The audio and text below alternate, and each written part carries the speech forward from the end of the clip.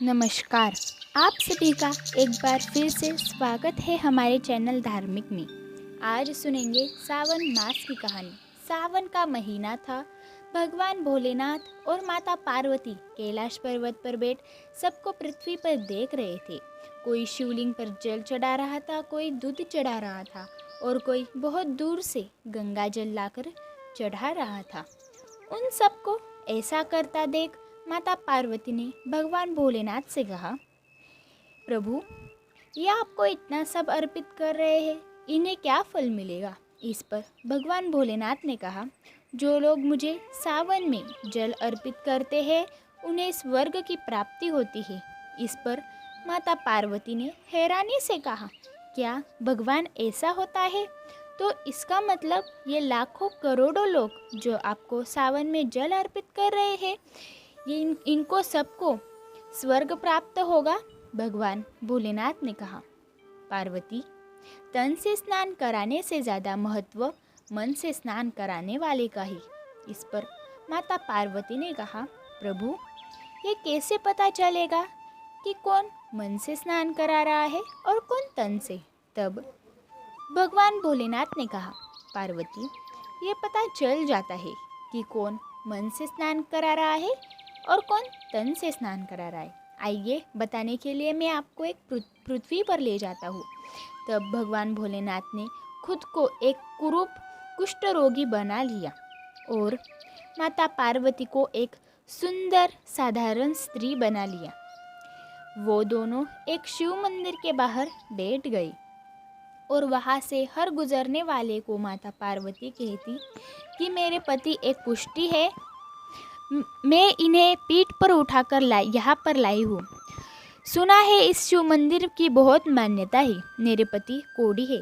अगर इनके द्वारा मैं एक लोटा गंगा जल इस मंदिर के शिवलिंग पर चढ़ा दूँ तो ये ठीक हो जाएंगे। हमारी मदद करो। हमने 2 दिन से कुछ नहीं खाया।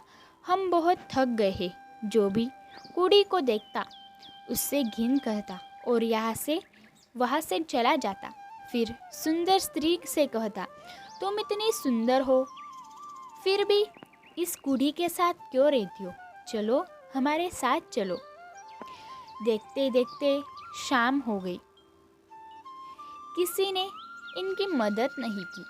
तभी वहाँ एक मजदूर आया और माता पार्वती को देखकर बोला, बताइए, आपको क्या काम है? आप यहाँ इस तरह क्यों बैठे हैं? माता पार्वती ने उस लड़के को सारी बात बताई। फिर उस लड़के ने कहा, ये लो, मेरी माँ ने मुझे 4 रोटियाँ खाने को दी थी। पहले आप खाकर अपनी भूख शांत करो, क्योंकि कलयुग में आप एक ऐसी स्त्री हो जो अपने पति को इस तरह सेवा कर रही है। मैं आपको प्रणाम करता हूँ। मैं आपके पति को कंधे पर उठाकर ले जाता हूँ और भोलेनाथ के दर्शन कराऊंगा और इनके द्वारा भोलेनाथ को जल अर्पित कराऊंगा। तब उस व्यक्ति ने कुष्ठ रोगी के रूप में भगवान भोलेनाथ को अपने कंधे पर उठाया और भगवान शिव के दर्शन कराए और शिवलिंग पर जल अर्पित कराया। ऐसा होने पर भगवान शिव ने माता पार्वती से कहा, देखिए, ये है जिसने मुझे तन से नहीं मन से स्नान कराया है। उन करोड़ों लोगों में से ये है जो स्वर्ग प्राप्त करेगा। तभी से कहते हैं, जो मन को मैला करे और तन को धोए वो फूल झाड़े और कांटे बोए। तो ये भी आज की कहानी। आप सभी को ये कहानी कैसी लगी कमेंट में बताइए और साथ ही हमारे चैनल धार्मिक को सब्सक्राइब करें। धन्यवाद।